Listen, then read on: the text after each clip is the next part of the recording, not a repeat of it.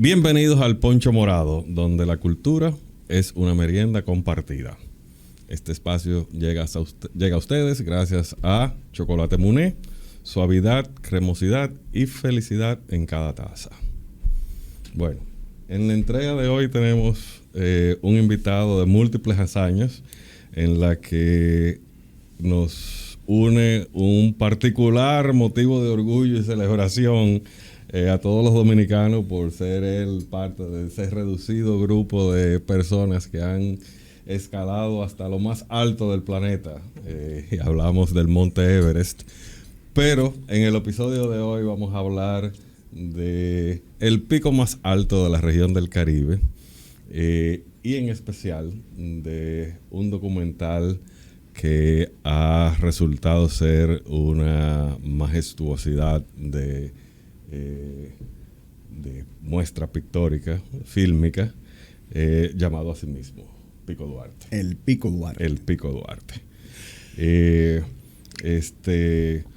Donde se resalta este hito que está en el mismo corazón de nuestra isla y que invitamos a todos los habitués del Poncho Morado a que, si no lo han visto, vayan a ver ese documental, porque sencillamente te hace amar a la patria.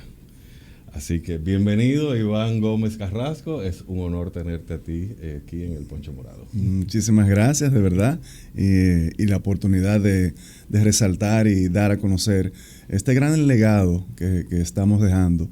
Porque yo creo que es la primera producción tan compleja que abarca todos los aspectos, no solamente del Pico Duarte, sino de los parques Armando Bermúdez y José del Carmen Ramírez, que también tienen otros atractivos, como el Valle del Bao, Valle Lilí, Valle del Tetero, La Pelona, La Rusilla, llegando a cada uno de ellos, etcétera. Y me gustó algo que tú dijiste: para tú proteger algo, tienes que amarlo. Claro. Pero para amarlo, primero tienes que conocerlo. Así es. Y eso es una parte fundamental del documental.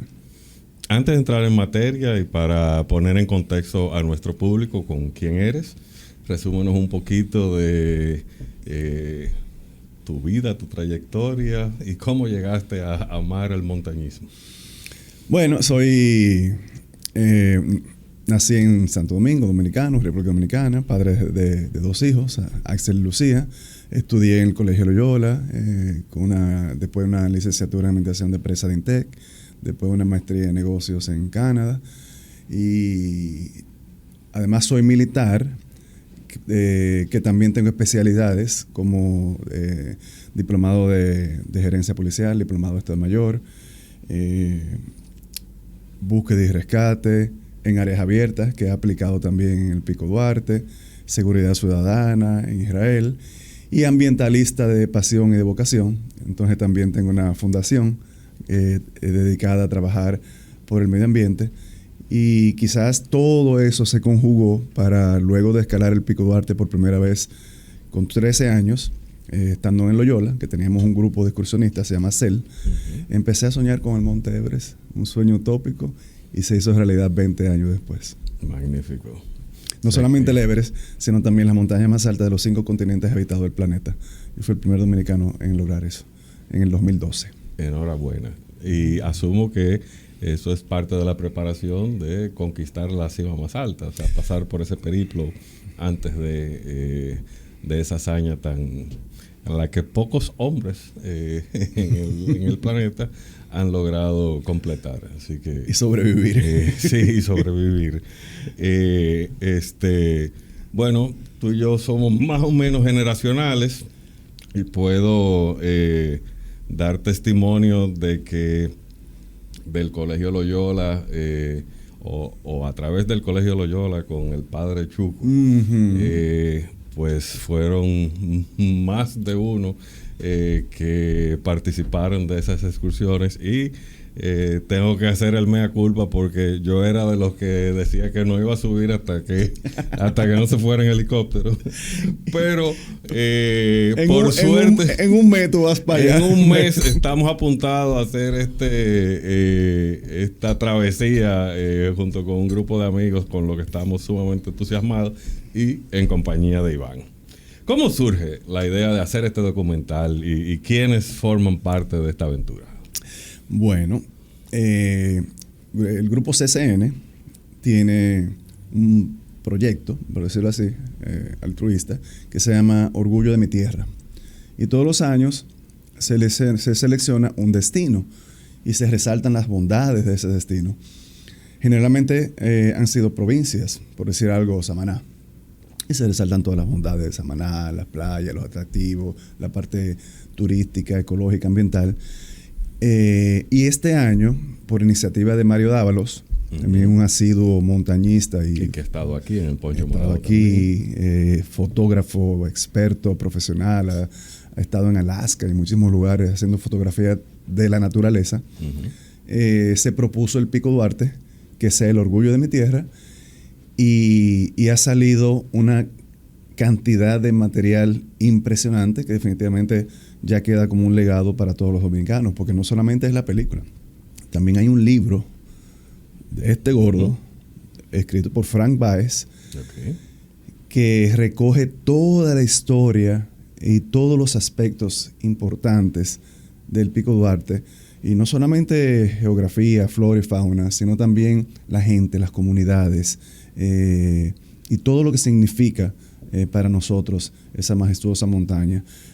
Artículos promocionales y en parte del proyecto era entonces la película El Pico Duarte, que fue dirigida por Mariana Pitaluga y producida por Arturo Dixon con un gran equipo que tuve la oportunidad de trabajar con ellos toda la logística, además de ser actor, por las 5 rutas del Pico Duarte. O sea, fueron casi 2 años de filmación, de investigación, de entrevistas, de trabajos, de expediciones, para lograr todos estos productos que te he mencionado. Y quiero resaltar, y de ahí va mi próxima pregunta, porque cada vez que uno ve un documental, y yo soy aficionado a los documentales, porque con los documentales se aprende. Es como leer un libro. Fui a ver Pico Duarte con esas mismas expectativas y digamos que preparado para ver la belleza, la naturaleza y todo eso, y para sorpresa mía, pues me encontré con una producción muy bien estructurada, en la cual te va primero adentrando en explicarte la fauna, cómo es, cómo ella se produce, cómo se autoprotege, el aspecto social que mencionaste, en el que quiero que abordemos ahí ese punto con un poquito más de detalle, porque los verdaderos, digamos que protagonistas del día a día del Pico Duarte son aquellas personas que viven allí.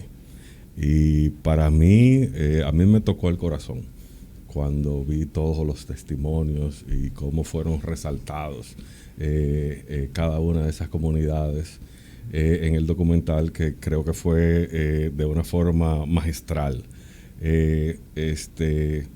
Entonces, en esos 2 años, ¿cómo fue todo ese proceso de llevar una producción que involucró equipos, estar en un ambiente, digamos que hostil, para ese tipo de producción, y haber logrado semejante pieza tan hermosa? La verdad que fue un reto. Yo tenía un poquito de experiencia con otros documentales, pero de menos envergadura. Ya con la cosa fue bastante profesional, y en ese sentido había muchos equipos de alta tecnología, delicados, pesados, requerían energía eléctrica. Entonces todo eso hubo que diseñar el componente para trasladar los equipos y el personal, que son técnicos muy buenos, pero no necesariamente están en condiciones óptimas para caminar 4 o 5 días en la montaña. Claro. Las paradas estratégicas, la alimentación, muchas mulas, guías especializados, paramédicos, comunicación satelital, Starlinks, y bueno, de ahí salieron cientos de horas de filmación, por no decir, no decir miles, pero cientos seguro, porque el Pico Duarte tiene varias rutas de acceso. Por ejemplo, la que tú vas a hacer, ¿Cómo lo explica en el documental, es la Ciénega de Manabao, por Jarabacoa. Okay. Es la más corta, no necesariamente la más fácil, pero es la más corta, es la más utilizada, es la más comercial. A través de nuestra fundación hemos construido una buena infraestructura, refugios, letrinas, paneles solares, letreros, etcétera, etcétera, para que los montañistas tengan una mejor experiencia, sin comodidades, obvio, sino lógico, al tanto de naturaleza. Pero además de eso, hay 3 rutas más. La de Mata Grande, San José de la Mata, Sajoma, es un poquito más larga. Por ejemplo, esta de la Ciénega tiene 23 kilómetros hasta el Pico Duarte. Esta tiene 45, hay que sumarle un día más. Okay. Pero es más bella, tiene más ríos. Pasas por el Valle del Bao, que es espectacular. El nivel de ascenso es menos pronunciado, la ganancia de altura. No tiene buena infraestructura, está muy abandonada. Nosotros sí logramos instalar letreros, pero yo diría que es la más hermosa y la segunda más transitada. Pero también tenemos la ruta de San Juan de la Maguana, de la presa, sí, que ya por allá por el sur. Esa es una ruta que está bien cruda en cuanto a infraestructura y facilidades. Es hermosa también, espectacular. Se requieren los mismos días que tú utilizas para la de Mata Grande, Sajoma. Por ambas tienes que escalar la Pelona, que es la segunda montaña más alta. Nosotros tenemos el honor de tener, como le digo yo, la trilogía del Caribe, las 3 montañas más altas del Caribe y de todas las Antillas. Pico Duarte, 3.101 metros. Pelona, 3.095 y Rusilla, 3.047. Entonces, por esas 2 rutas, tú escalas la Pelona, que es bastante fuerte también, y llegas al pico. Y en esa última entras por el sur, entonces por el Valle de San Juan. Sí, por allá, por San Juan, okay, por la presa de Sabaneta. Ya. Y tienes la ruta de Constanza, que también es un poquito más corta. Llegas a Constanza, sigue para la Culata y hasta un pueblo que se llama El Tetero, no el Valle, un pueblecito. Después vas a un valle que se llama Los Rodríguez y caes en el Valle del Tetero. Entonces del Valle del Tetero subes al Pico Duarte por el cruce o por el atajo. Esas son las 4 rutas más importantes. Hay una quinta que no se usa mucho, pero eso dirían que serían las 4 más importantes. Y para esta película se recorrieron todas en diferentes expediciones, y la de la Ciénega la hicimos 3 veces, si no me equivoco. Entonces a cada una se llevaban personajes diferentes, que lo van a ver en la película. Identificamos personas famosas de la comunidad o que hayan tenido algún tipo de incidencia en el desarrollo del ecoturismo o en la protección de ese parque nacional de cada una. De Jarabacoa estuvo Ramón Colón, de Sajoma hubo una persona, otra persona por San Juan, otra persona, cada una con su testimonio, y cómo ha influido en el desarrollo socioeconómico el Pico Duarte por el ecoturismo para esas comunidades.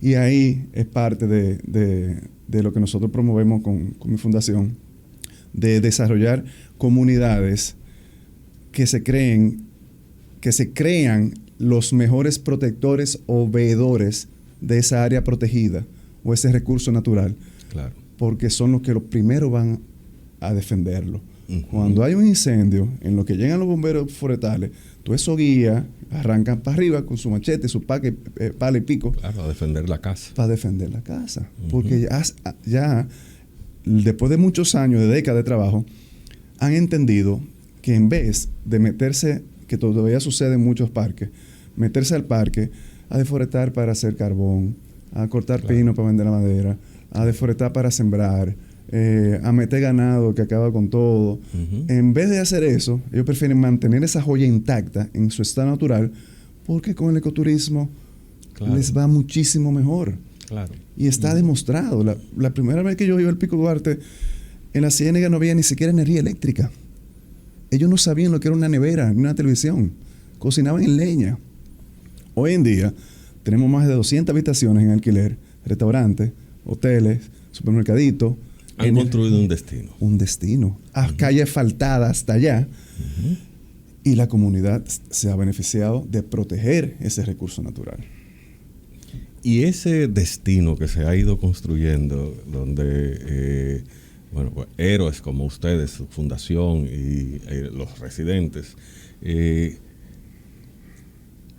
¿ha sido tímido el apoyo?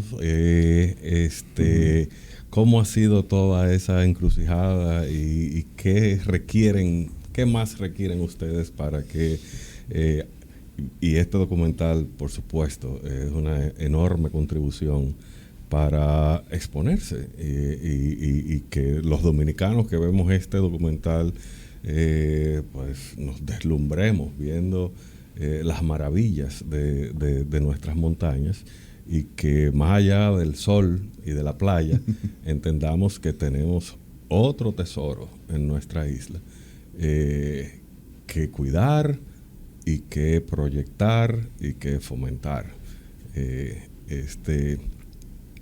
¿Hay algún plan de acción desde el Estado? ¿Hay acciones instituciones que estén apoyándolos a ustedes? ¿Cómo funciona esa? Ha sido un largo camino. Siempre hace falta más. Siempre se necesita más ayuda, más recursos en todos los sentidos, porque el SINAP, el Sistema Nacional de Áreas Protegidas, consta de 129 áreas. O sea, el Bermúdez y Pico Duarte son 2. Uh-huh. Hay 127 más que también necesitan recursos y apoyo. Parques nacionales, reservas científicas, áreas protegidas. Entonces, todo eso está debajo del Estado a través del Ministerio de Medio Ambiente, que también necesita más ayuda y recursos. Entonces, lo que nosotros, en mi caso, lo que yo he hecho es apoyarme de ambas vías. Cuando hay un incumbente en el ministerio que tiene como prioridad proteger esas áreas de SINAP, entonces trabajamos de la mano de ellos con un acuerdo de comanejo. Uh-huh. Cuando el ministerio no tiene recursos, entonces tocamos puertas en el sector privado y ha sido una combinación de ambas. Por ejemplo, todos los letreros, más de 150 letreros, fue gracias al Banco de Reserva. Todo el techo de la compartición, el alucín, todo que logramos cambiar fue gracias a Metaldón en su momento, así recordándome rápido. Y así hemos tenido apoyo del sector privado o del ministerio, uh-huh. Pero siempre hay necesidades. Fíjate que son 4 rutas y de esas 4, la de la Ciénega es la única que está más o menos decente y es la más corta. Yeah. Entonces todas las otras necesitan muchísimo apoyo. En el BAO hemos soñado con una caseta decente por décadas y se hacen los intentos, se arrancan, pero se paran. Entonces ahí estamos, echando el pleito constantemente. No solamente hemos trabajado en el Pico Duarte, también por ejemplo en Valle Nuevo, que hay otra fundación como Propagás. Hay muchas fundaciones que están haciendo muy buen trabajo. En el sur está esta gente de Sur Profundo, está Yolanda León también, uh-huh. Mucha gente buena, Eladio Fernández, trabajando en esas áreas, Reef Check, que también hemos colaborado con ellos en La Caleta, y logramos hacer lo mismo, que los pescadores dejaran de pescar y acabar con todo para que vengan buzos a ver pececitos bonitos. Claro. Y ellos llevando un buzo en 2 horas se ganaban más que levantándose a las 5 de la mañana y regresando a las 6 de la tarde con 3 flejes de pescadito. A ver si lo vendían. A ver si lo vendían. Y eso lo logramos también en La Caleta. En los Haitises hemos colaborado, allá están la gente de Paraíso Caño Hondo que también aportan. O sea que siempre en el Limón, el Santo de Limón, en Samaná, hemos colaborado también, porque hay muchas necesidades por todos lados.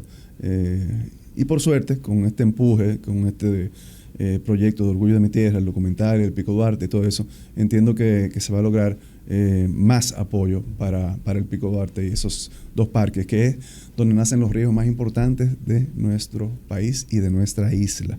Claro. El río Yaca del Norte, Yaca del Sur, el río Bao, la Raján, el Nizao, son ríos que irrigan a Quisqueya. Una fuente de vida. Una fuente de vida. Y por eso hay que proteger también tanto esos parques. Y en este caso, somos nosotros los hombres los que agredimos la naturaleza. El mayor depredador. El mayor depredador. Me reconforta oír que ese nivel de conciencia entre los pobladores va creciendo. Y me pregunto, y desafortunadamente hay que tocar un tema que es coyuntural, que tiene que ver con la difícil situación que está pasando del otro lado de la isla, y el saber de que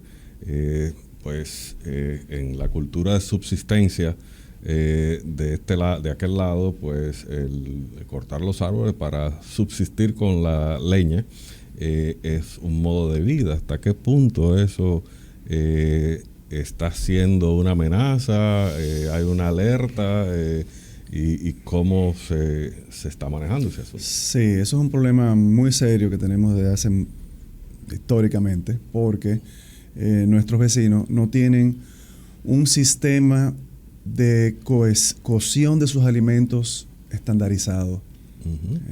Por ejemplo, aquí tenemos proyectos que han desarrollado empresas como Propagás, donde iban a la casita de los campesinos y le decían: no me sigas cocinando con carbón y con leña, yo te voy a traer tufita ecológica y un tanquecito de gas subsidiado, y toda la semana va a venir un camión y tú vas a llenar tu tanquecito.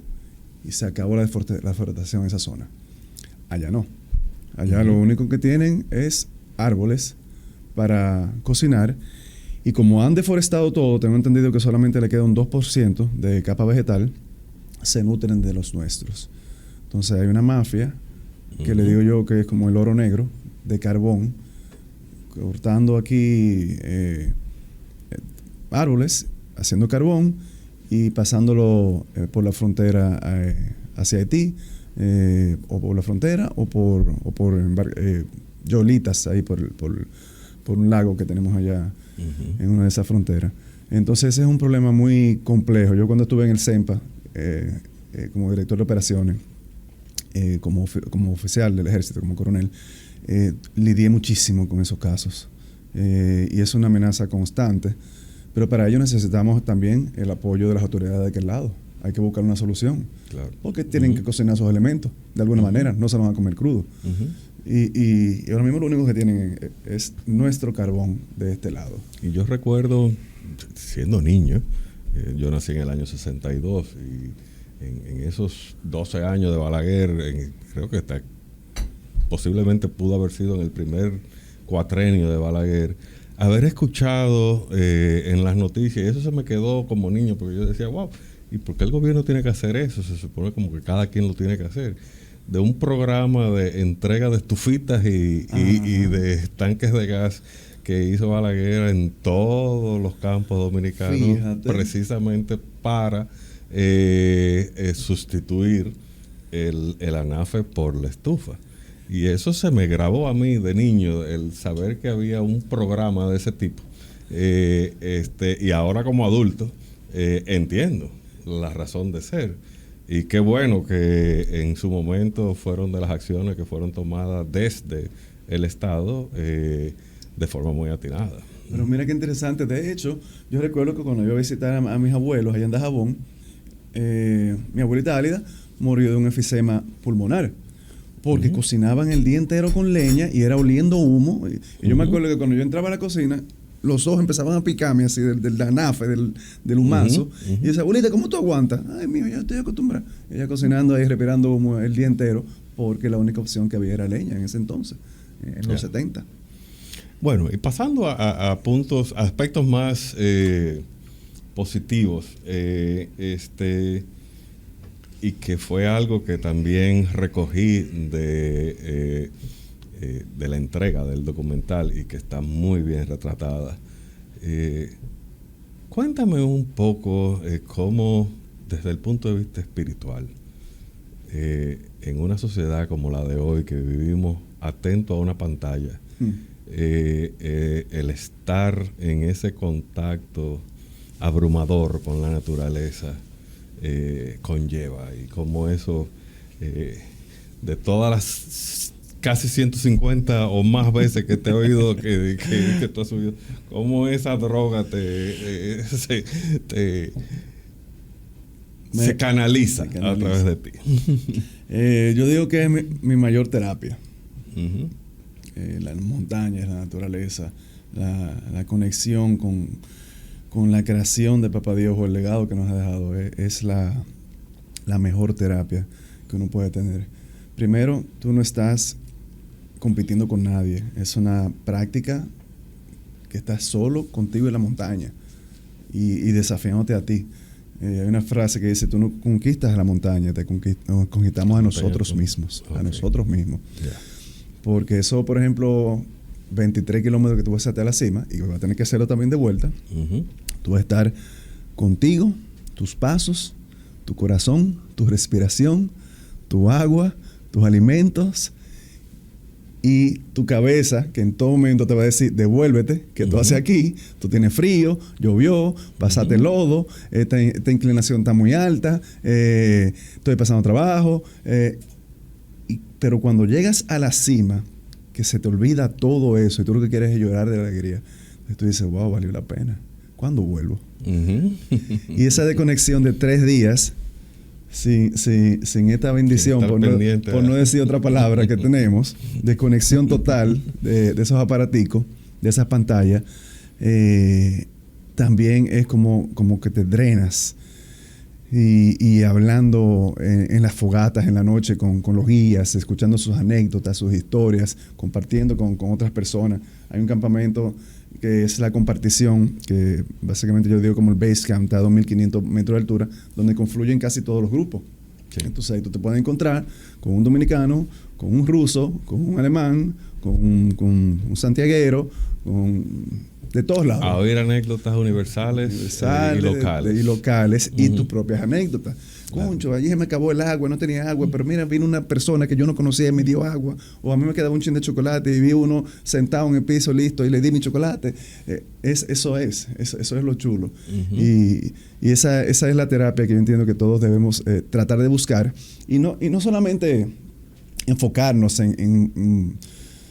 bueno, no se clasifica alta montaña, pero en nuestro país el Pico Duarte es alta montaña, porque ya tiene un cierto nivel de dificultad. Porque tenemos tantos parques donde podemos y lugares disfrutar eso sin tener que realizar un esfuerzo físico tan importante como Valle Nuevo. Tú montas tu familia en el carro y coges para el Parque Nacional Pérez Rancière, llegas a un sitio donde te parqueas, acampas ahí mismo y disfruta de la naturaleza, de las estrellas, del frío, del río, de todo, de la desconexión, sin tener que durar 3 días caminando. Sí. Hay rutas también que se están haciendo de un solo día, muy famosas. Últimamente hay muchos grupos en las redes promoviendo senderismo, que te montan en la mañana en la guagua, llegan a un destino, hacen 6, 7 kilómetros, terminan en un río espectacular, una cascada, y ya en la noche tú estás en tu casa. Ya están organizados, ya hacen el senderismo del sábado por del sábado del domingo. los corredores, que lo soy, y los ciclistas, que el sábado es el día del fondo, de la gran carrera, pues también están ahí los senderistas. Un shout out a mi amiga Arlette, que fue senderista en algún momento. Entonces hay muchas maneras de uno de conectarse, y si no, vete para el botánico y arranca a caminar en el botánico o a correr también. Que está muy hermoso. Está hermoso. A mí me encanta, me gusta mucho escuchar podcasts cuando estoy caminando o corriendo, pero en verde. Y también es una forma de relajación. Dice, el Mirador Sur está también muy, muy bien organizado y cuidado. La alcaldía del Distrito Nacional lo tiene por el librito. Ahí tenemos una pista de mountain bike. Ahí tenemos el Sendero del Indio para caminar. Tenemos la Avenida de la Salud para hacer ciclismo y patinaje. O sea que también hay opciones, muchas opciones. Tú sabes, y aquí saliéndonos un poco del tema central, que es el Pico Duarte, pero dentro del mismo, dentro de la misma temática, mi padre era oriundo de Neiva.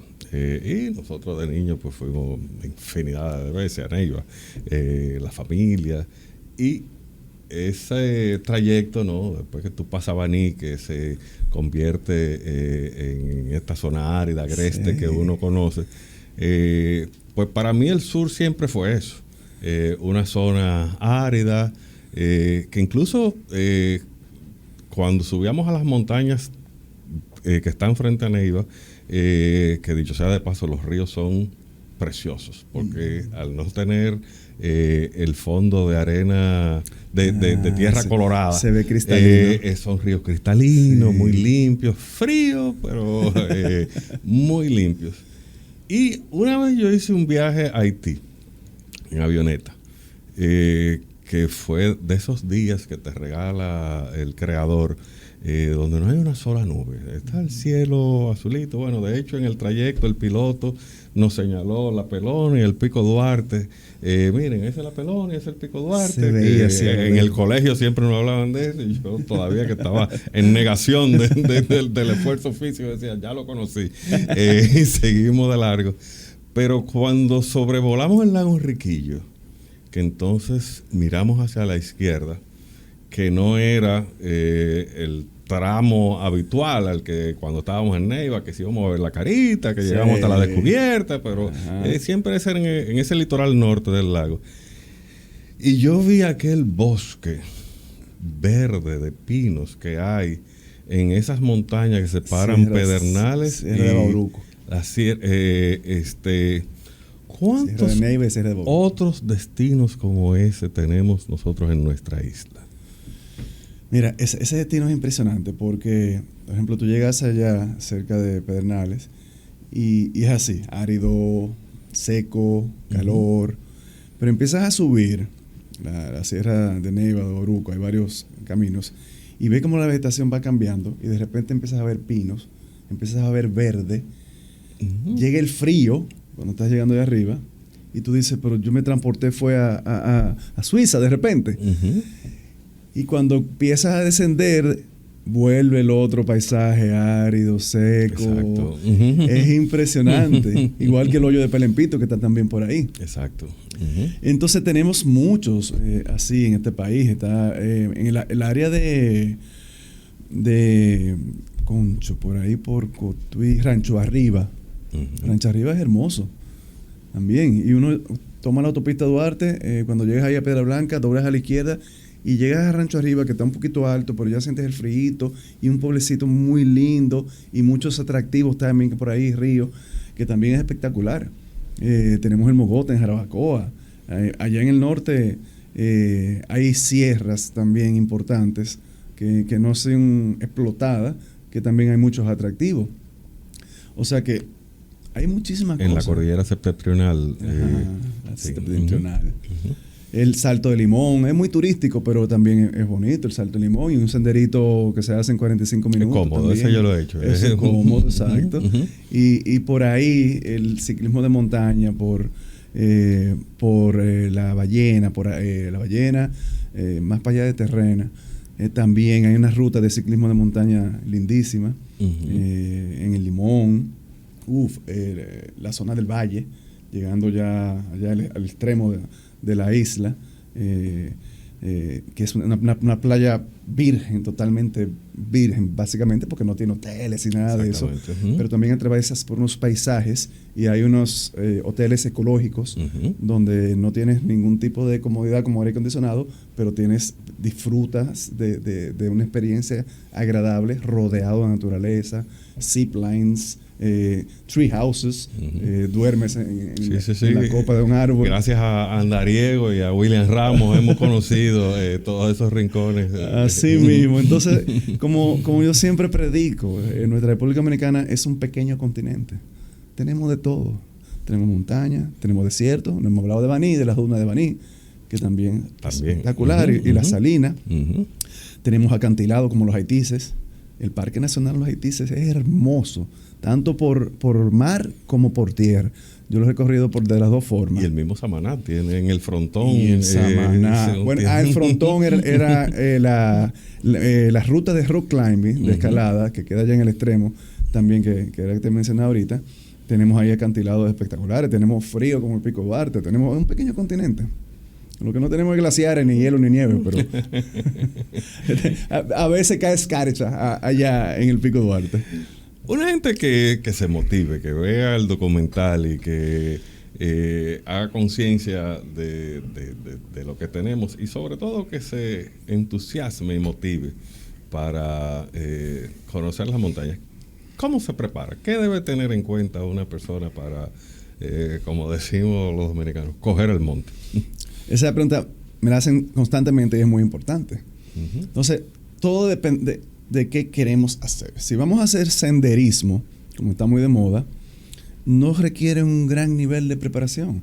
Es simplemente tú poder cargar tu mochila con un peso más o menos 20, 25 libras y caminar de 5 a 10 kilómetros en un terreno inestable, que tú puedes hacerlo, llegar a un punto y devolverte, que no tengas obviamente una condición cardíaca, pero si tienes sobrepeso y tú puedes dar la vuelta al botánico, que son 6 kilómetros con la mochila, tú puedes hacer senderismo. Si tienes una vida muy poca activa, pero puedes hacer los 10 kilómetros del mirador de punta a punta, con tu mochilita, puedes hacer senderismo.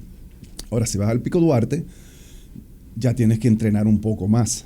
Por lo menos 1 o 2 meses antes, haciendo más cardio, fortaleciendo el core, la espalda baja, las piernas, y teniendo tu mula, una mula de alquiler por si acaso. Te cansaste, de backup. Yeah. O sea, te cansaste, te torciste un tobillo, te sofocaste, te montas en tu mula y subes como un caballito. Entonces, dependiendo de qué vayamos a hacer, hay diferentes niveles de preparación. En mi caso, para el Everest yo duré 1 año entrenando. 2 meses en la montaña y 1 mes para recuperarme después que llegué. Bueno, son palabras mayores. Son palabras mayores, exacto. Pero el Kilimanjaro, por ejemplo, después que tú hagas la experiencia del Pico Duarte, si te gusta, tú podrías escalar el Kilimanjaro. Porque son 14 días de un trekking, senderismo, bien chulo, bien suave, que te va llevando hasta el anillo del volcán. Y ya los 2 días de escalar el volcán, esos sí son duros, pero tú duraste 2 semanas chulísimo que te va entrenando, te va aclimatando. Poco a poco. Entonces, hay diferentes cosas. El Machu Picchu, ¿cómo se llama? El sendero del Inca. El Inca Trail.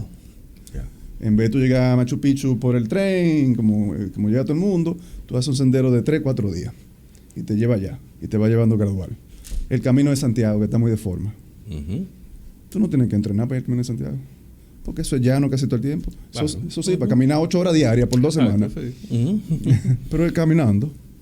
Buen calzado, por las ampollas, buena vestimenta para que cuando te sudes transpires, buena hidratación, pero vas a dormir todas las noches en un hostal. Y con la tranquilidad que nos da en nuestras montañas, nuestro país, nuestro ecosistema, de que, a diferencia, yo una vez hice un viaje a Surinam, que fue un viaje de trabajo exploratorio, era un tema de identificación de canteras de piedras naturales. Wow. Y me adentré en la selva del Amazonas, o sea, pero ya digamos que en la frontera de la selva del Amazonas, saliendo ya a Sudamérica, en un trayecto que duramos X números de horas en un jeep, donde lo único que se nos atravesaban eran monos. Y cuando llegamos al lugar, que nos entramos ahí en la selva, el ecosistema era impresionante. Caían las gotas del microclima, ¿no? Que se generaba ahí. De la densidad del vapor. De la densidad de la vegetación.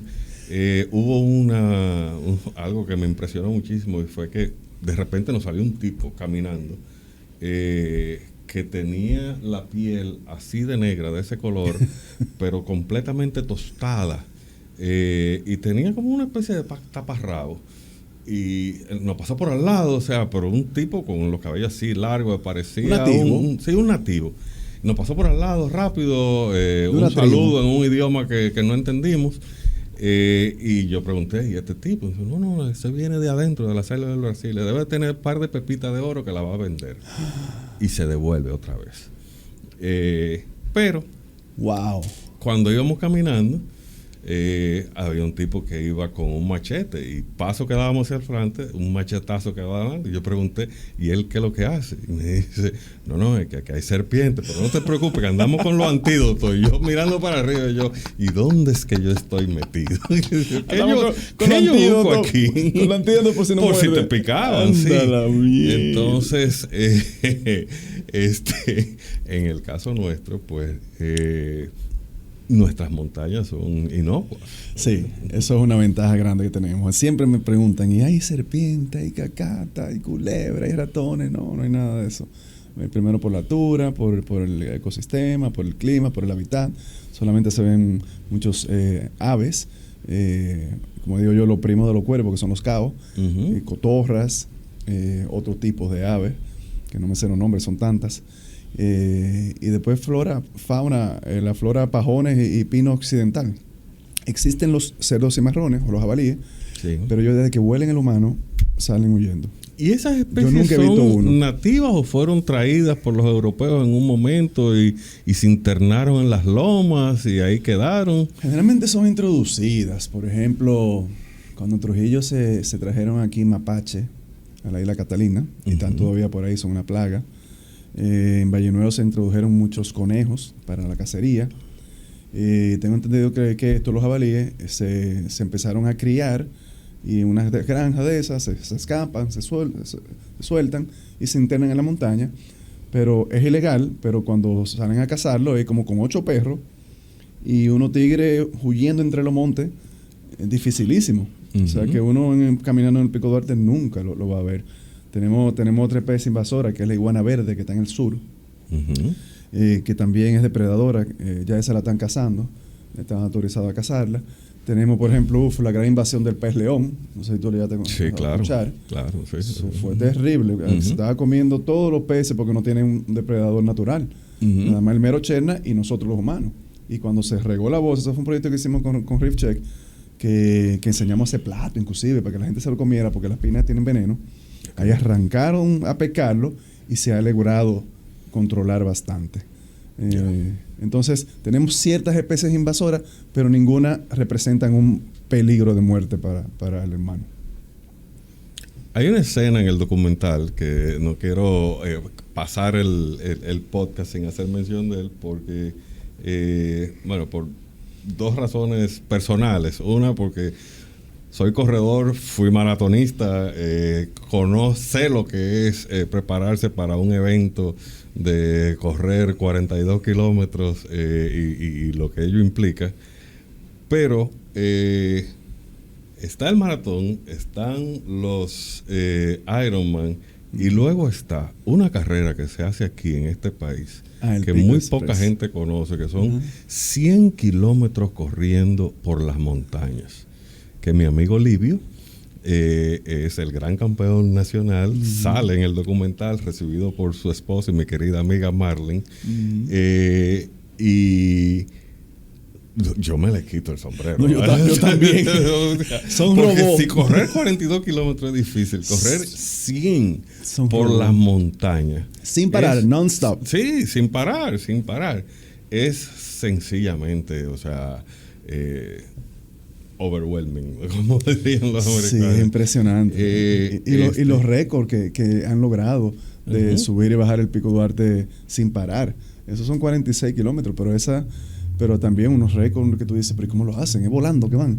Y esa de 100 kilómetros, wow. Que empieza por Ocoa y termina en el Pico Duarte, o arranca en el pico y termina en al Ocoa. revés, también la hacen por Valle Nuevo, tiene diferentes versiones, entran en Sajoma también y terminan en la Ciénaga de Manabao. Es admirable. Y en el documental hay varias escenas de Thais Herrera haciendo también ese tipo de entrenamiento que yo nada más de pensar que entrenando por un maratón se me va a doblar el tobillo una semana antes de la carrera, corriendo en asfalto y en superficies duras, no me imagino lo que tiene que ser. Mira, a mí me encantan, pero ya mis rodillas no me lo permiten. Bueno, a ustedes lo admiro, los maratonistas. No puedo hacer un 42 si no me inyecto en la rodilla derecha ácido, ¿cómo? Sí, hialurónico. ya yo he pasado. Ya te has pasado por eso. Entonces, los que todavía puedan hacerlo, que aprovechen, porque eso es parte de la vida y hay que tener esos recuerdos y disfrutar de esta máquina perfecta que nos regaló Papá Dios. Así es. Y yo, que estoy muy ilusionado con la subida que vamos a hacer el mes que viene, hago siempre en mi cabeza el símil de eso, de correr el maratón, porque la gente me pregunta, ¿cómo corro un maratón? Correr un maratón es fácil, lo difícil es entrenarse para el maratón. Cuando tú llegas al día del maratón, ya tú estás listo, tú lo que te goza es el estar en la capacidad de resistir esa distancia, y te la pasas gozándote el evento. Sí. Entonces, tengo mis expectativas muy altas con lo que va a ser la subida. Te va a ir muy bien porque no vas a tener que correr, pero simplemente administrar tu energía, administrar tus pulsaciones, la buena suplementación, no deshidratarte, pero no vas a tener que correr como un maratón que realmente es bastante demandante. Para ir cerrando, y me gustaría cerrar con una nota personal, con la vasta experiencia que tú tienes en el montañismo. Algunas anécdotas que tú puedas hacer de eventos, hechos que te han marcado y que tú has dicho, wow, por esto es que yo hago esto. Bueno, sí. Inclusive yo doy, bueno, no lo había comentado, doy conferencias, charlas motivacionales. Tengo varias sin fines de lucro, pero también hay una de 2 horas para empresas, muy rica, muy motivadora, con fotos y videos reales de los 5 continentes, del Kilimanjaro, de la Aconcagua, del Elbrus, del Everest y de Carstens en Oceanía. Son los 5 continentes habitados del planeta, que fue el proyecto que yo me propuse, escalar la montaña más alta de cada continente. Y cada una de esas tiene sus anécdotas. El Kilimanjaro fue la primera. Yo le tengo un valor a cada una, digo yo, la experiencia, porque pagamos la novatada. Yo no llevé, por ejemplo, las botas adecuadas y perdí la sensibilidad de los dedos gordos de los pies, que se me congelaron. En el Aconcagua, una montaña ya muy alta, ahí tuvimos que usar crampones para caminar sobre el glaciar y eso, pero también nos dimos cuenta del riesgo porque falleció un italiano mientras estábamos allá en la expedición. Y vimos cuando se lo llevó el helicóptero. En el Elbrus tuvimos que lidiar con la logística y el clima cambiante y un parque natural descuidado. A diferencia de la Aconcagua, que manejan ese parque impecable, con una organización y unas reglas, te dan una funda con un número para tú bajar tus desechos, si ellos te ponen una multa. En el Rusia no, en Rusia es un desastre, pero entonces tú también tienes que lidiar con eso. En el Everest, por ejemplo, perdimos un compañero, éramos 25 en mi expedición, llegamos 18 a la cima, 6 se devolvieron y Rick murió en la pared del Lhotse. Estaba desayunando conmigo en la mañana y a las 4 de la tarde murió. Y esos son momentos también que te chocan y te cuestionan. El día de cima, yo me encontré con un japonés que había muerto el día anterior, todavía agarrando la soga congelado. Y en Papúa Nueva Guinea, en Carstens, ni se diga, porque la pirámide de roca está en medio de la selva, Entonces tenemos que atravesar la selva una semana, lidiando con los elementos de la selva que son muy diferentes a los de la montaña: lluvia, calor, lodo, mosquitos, sanguijuela, todo eso. Llegar a la montaña, cambiar el equipo, escalar y de nuevo salir de la selva, pero también con tribus y rebeldes. En una nos secuestraron 8 horas armados, unos rebeldes armados. Y ahí hay tribus que son caníbales. Y tuvimos que buscar unos cuartos para pagar el peaje. Entonces cada montaña ha tenido su experiencia. Suerte que no terminaste en el sancocho de nadie. Yo pensé, me tenía que traer un aguacate para acá, por si acaso. Para acompañar. Y muchas anécdotas en el Pico Duarte, no tan graves, pero hemos tenido que realizar rescates, ayudar a otros excursionistas, colaborar con cuando hay incendios. O sea que ha sido una gran experiencia de vida. Bien, magnífico. Bueno, quería ya ir concluyendo, agradeciéndote tu tiempo por estar aquí, por esta conversación tan amena. Reiterarte lo emocionado que estamos con la aventura que vamos a hacer junto a un grupo de buenos amigos. Y sobre todo a los amigos del Poncho Morado, invitarlos a que busquen ese documental, que por cierto, no sé si está en escena todavía, en cartelera, y una vez y salga de cartelera, sé que los documentales hacen un periplo por diferentes festivales hasta estar en las plataformas digitales.